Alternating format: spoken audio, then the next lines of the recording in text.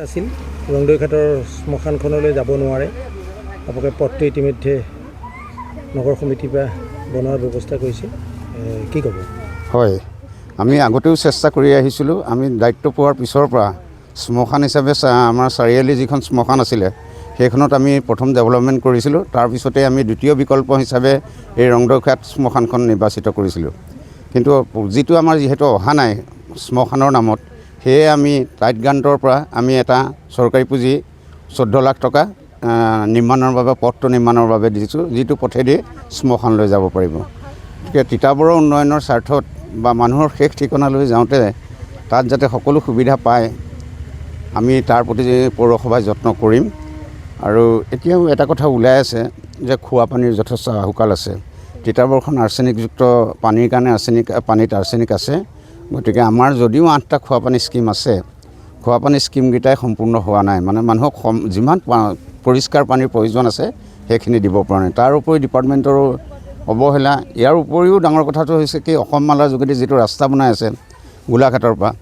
সেইটো ৰাস্তা বনাওঁতে বহুত নলা নৰ্দমা কাটিছে গতিকে পানী ইৰেগুলাৰ হৈছে পোৱাত দিগদাৰ হৈছে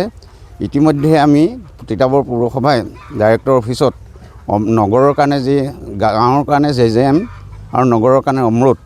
এই অমৃত আঁচনিখনৰ কাৰণে আমি তেখেতসকলক অনুৰোধ কৰাত তেওঁলোকে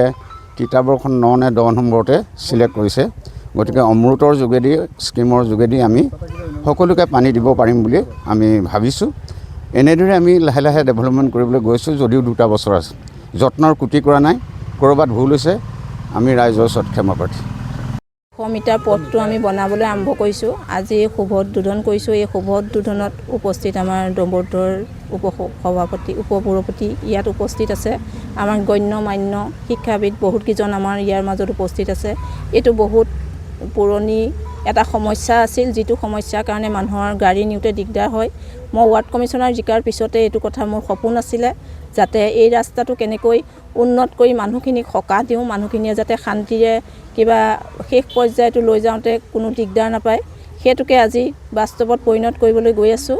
আজি এইটো ৰাস্তা শুভ উদ্বোধনী কৰিছোঁ আৰু ইয়াৰ পিছতে